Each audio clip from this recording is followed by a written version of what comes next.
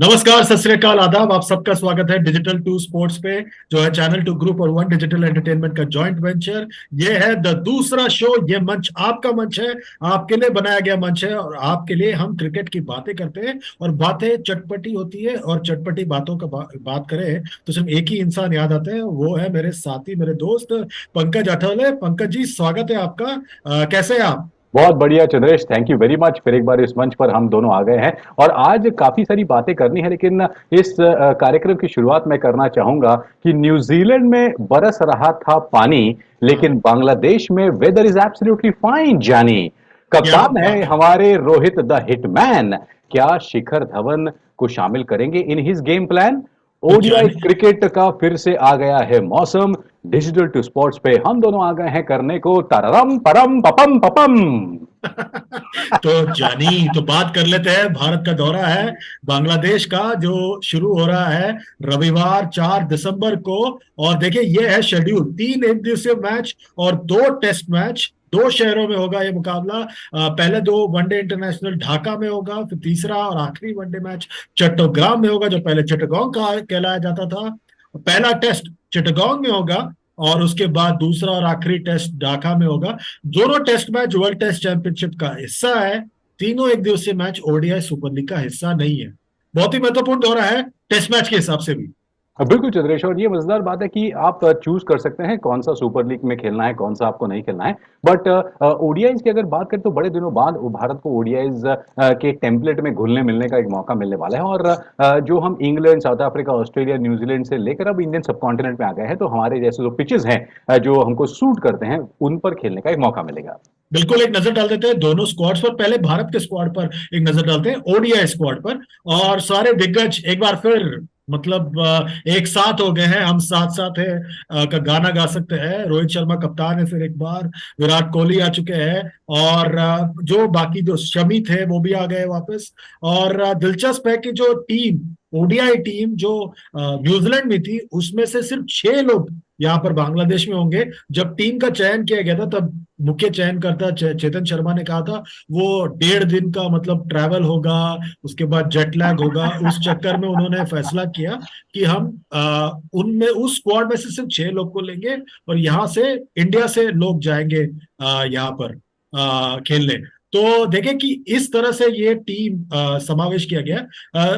कैसा लग रहा है आपको ये स्क्वाड? और 6 महीने बाद ये ओडीआई टीम में सारे दिग्गज एक साथ होंगे। एग्जैक्टली चंद्रेश, इस ओडीआई स्क्वाड को और पूरे ओडीआई के स्कीम ऑफ थिंग्स को भारत की तरफ से जो चल रहा है, मुझे ऐसा लगता है कि अंदाज है अपना अपना, सब बाहर जाता है, यहाँ कुछ नहीं आता है। तो हमारे लिए एक अलग सेट है। अगर इंटरनेशनल टूर करना हो तो अलग गाइड होता है, अगर इंडियन टूर हो तो हमारे लिए अलग गाइड होता है। लेकिन इस लाइनअप में ऑफकोर्स एक पॉइंट है, जो तीनों दिग्गज वापस आ गए हैं। But the fact is there is a young boy called Rajat Patidar, इनका नाम है, जिसको बहुत ही एक उम्दा बल्लेबाज हमने देखा है, और इन पर मुझे मेरी नजर होगी रजत पाटीदार पर। लेकिन जैसे मैंने पहले कहा था ना कि कप्तान तो है हमारे रोहित द हिटमैन। इस स्क्वाड को देखने के बाद अब पता नहीं कि क्या शामिल करेंगे शिखर धवन को इन इस गेम प्लान। ओपन कौन करेगा? रोहित है, विराट है, शायद राहुल भी है और शिखर भी है, तो क्या होगा?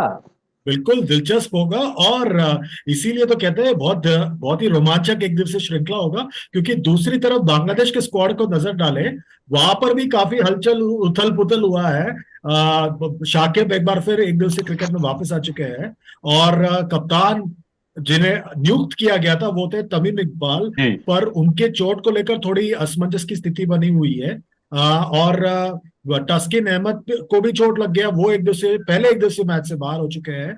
और तमीम इकबाल के बारे में कहा जा रहा है उनको भी एक चोट लगा है, ग्रोइन हम्म। इंजरी हुआ है, जिसकी वजह से शायद वो एक दिवसीय श्रृंखला और पहला टेस्ट मैच भी शायद ना खेले। तो ये जो स्क्वाड है, जो T20 विश्व कप में जीता था, उससे थोड़ा अलग है ये स्क्वाड। ये ओडीआई स्पेशलिस्ट स्क्वाड है।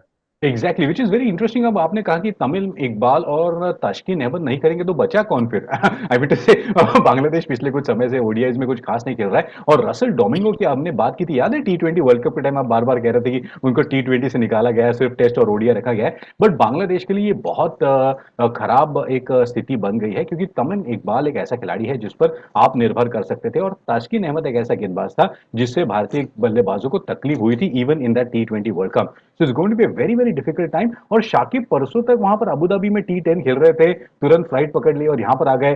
तो he is a world class player, तो उनको 10, 20, 30, 40, 50 को एडजस्ट करने में तकलीफ नहीं होनी चाहिए। बिल्कुल नहीं होनी चाहिए, दिलचस्प होगा।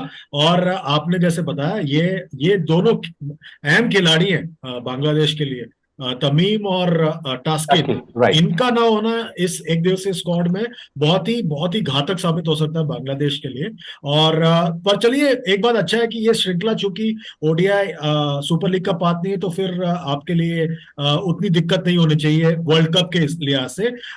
भारत के स्क्वाड की जहां तक बात करें, कुछ खिलाड़ी हैं जिन पर सबकी नजर होगी, जी। और उसमें से जो जन नजर जिस पर होगी खासकर इस श्रृंखला में, वो है शिखर धवन पर, जो हाल फिलहाल में न्यूजीलैंड में भारत के ओडीआई टीम के कप्तान थे। पिछले 1.5 साल से सिर्फ और सिर्फ ओडीआई क्रिकेट खेल रहे हैं। ऐसा लग रहा था कि शिखर धवन इंटरनेशनल कुछ अलग चल रहा है। एक ओडीआई क्रिकेट होता है, एसडीआई अलग चल रहा था, और वो अलग एक वनडे टीम के साथ निकल पड़े थे, और जब T20 टीम अलग चल रहा था।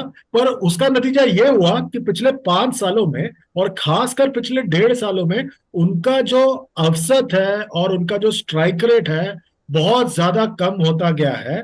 और ये एक चिंता की बात है अगर हम मॉडर्न वनडे क्रिकेट की बात करें। मैं आपसे जानना चाहता हूं, मेरा ये मानना है पिछले 2.5-3 महीने में, हम्म। जो कि ज्यादा T20 हुआ है, वनडे क्रिकेट नहीं हुआ है, शिखर धवन ने डोमेस्टिक क्रिकेट में भी विजय हजारे में 1 या 2 मैच खेला, सैयद मुश्ताक अली में 1 मैच खेला। लैक ऑफ गेम टाइम, क्या ये बहुत बड़ा फैक्टर है? जी, हो सकता है चंद्रेश। देखिए, आप इनके कंपैरिजन अब ये चार्ट देखेंगे तो कितना, देखिए 2018 तक उनका एक 100 के आसपास स्ट्राइक रेट था, which is brilliant in A one day thing.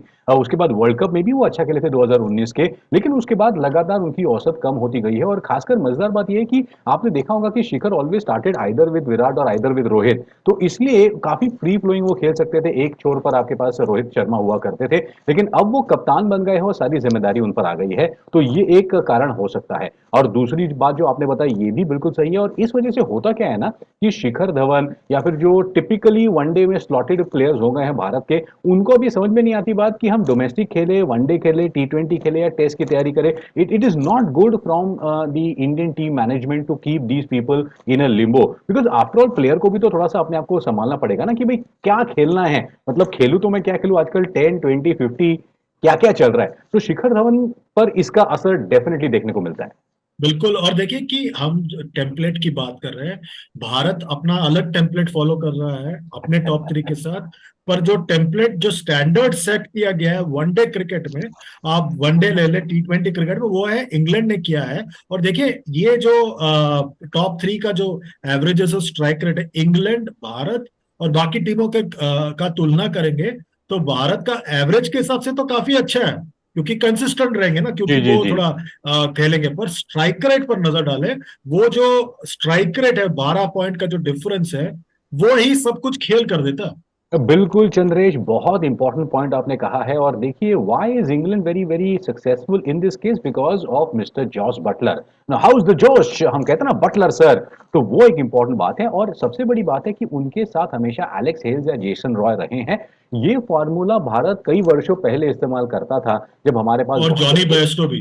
Exactly Jonny Bairstow आते हैं उसके बाद, एंड देन इट फॉलोज। इसी वजह से इंग्लैंड को ये जो सफलता मिली है। भारत की दिक्कत अब ये हो गई है कि हमारे पास वो जो जोड़ी थी, शायद सहवाग और तेंदुलकर की, वैसी वाली जोड़ी हम वैसे ना ग्रूम नहीं कर पाए हैं। आप देखिए, शिखर धवन 35-36 साल के हैं, रोहित शर्मा 35-36 साल के हैं, विराट कोहली 34 साल के हैं। अब ये अगले साल एक एक साल और बढ़ेंगे, तो फिर ये जो इंग्लैंड का टेम्पलेट हम फॉलो करने की कोशिश कर रहे हैं, ये कैसे होगा? It looks really very difficult. और शायद वो कहते हैं ना कि a problem of plenty is actually a very genuine problem. और ये अच्छी बात नहीं है, ये खुश होने वाली बात नहीं है कि हमारे पास बहुत अच्छे अच्छे बहुत सारे खिलाड़ी है। This is what is happening to the Indian team.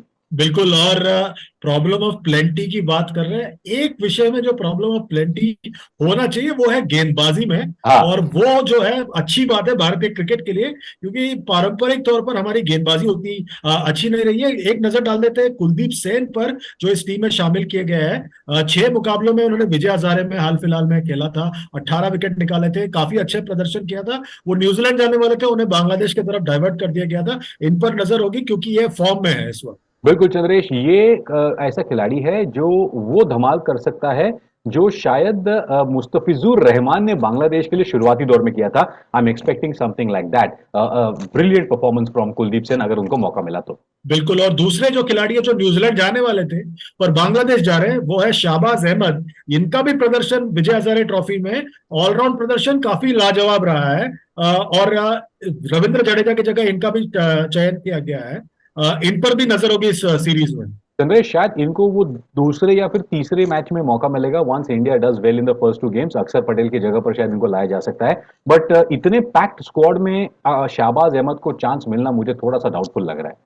बिल्कुल। और ये जो थे भारत के तरफ से जो खिलाड़ी जिन पर नजर है, बांग्लादेश के तरफ जो खिलाड़ी जिन पर नजर होगी, हम तमीम इकबाल की बात कर रहे थे, वो एक बहुत ही महत्वपूर्ण खिलाड़ी है। भारत के खिलाफ उनका रिकॉर्ड एवरेज के हिसाब से अच्छा नहीं है पर प्रदर्शन करते हैं भारत के खिलाफ, 7 अर्धशतक लगाए हैं और वो एक गोल्डन जनरेशन का हिस्सा रहे हैं इस बांग्लादेश क्रिकेट में। बिल्कुल चंद्रेश, तमीम इकबाल पहले 15-20 ओवर में जो कर जाते हैं ना, उसका फायदा बांग्लादेश को बड़ा होता है। And he will be missed if he is not part of that ODI squad because of the injury, but उनका होना बांग्लादेश के लिए बड़ा जरूरी है। बिल्कुल। और गेंदबाजी में मुस्तफिजुर रहमान जो फिज है, जो उन पर नजर होगी, वो भारत के खिलाफ उन्होंने 20 विकेट निकाले हैं 7 मुकाबलों में। और देखे ये खिलाड़ी भी बहुत महत्वपूर्ण है, इनका चलना भी बहुत ज्यादा जरूरी है बांग्लादेश। लेकिन मुश्किल है क्योंकि मुस्तफिजुर का जो फिज है वो पिछले कुछ सालों से निकल गया है। मुझे लगता है प्राइमरी रीजन इज उनके साथ में कोई सीनियर गेंदबाज नहीं है जिनके साथ उनको ग्रूम किया जा सके, क्योंकि उनको भी अपने आप को इनोवेट करना पड़ेगा। तो मुस्तफिजुर से शायद इतना खतरा ना हो भारतीय बल्लेबाजों को। चले, मोटा मोटी हमने दोनों तरफ के खिलाड़ियों को देख लिया, दोनों स्क्वाड को देख लिया, शेड्यूल देख लिया। अब तो आपके जहन में तो कोई सवाल नहीं उठना चाहिए। भविष्यवाणी कीजिए बाबा जी। नहीं, यहाँ पर बांग्लादेश की तरफ से तो कुछ ज्यादा मुझे स्कोप दिख नहीं रहा है। India should win 3-0। ये पहला वाला मुकाबला तो आराम से जीत जाएंगे। 3-0? हाँ, मुझे मतलब लग मैं रहा आगे है की कि पूरे सीरीज की बात कर रहा हूँ, but this match definitely India. नहीं, मगर मुझे लग रहा है 2-1 हो सकता है, 3-0 नहीं हो सकता। नहीं यार, 3-0 हो जाएगा। चलिए, आप तो हमारा भी थोड़ा सा टशन रहेगा। देखते हैं क्या होता है। तो ये था पंकज का मानना और मेरा मानना। आपका क्या मानना, ये बहुत जरूरी है। आप जाइए हमारे इस चैनल को लाइक शेयर सब्सक्राइब कीजिए। फेसबुक, ट्विटर, इंस्टाग्राम, यूट्यूब सब जगह जाइए, लाइक शेयर सब्सक्राइब कीजिए। और खासकर यूट्यूब पर लाइक शेयर सब्सक्राइब के साथ साथ नोटिफिकेशन की घंटी दबाना ना बोले। पंकज, आपका बहुत बहुत शुक्रिया फिर एक बार। इसी तरह आप लोग हमारे साथ जुड़ते रहिए डिजिटल टू स्पोर्ट्स पे। फिर मुलाकात करेंगे, तब तक के लिए अपना ख्याल रखिए। Goodbye for now.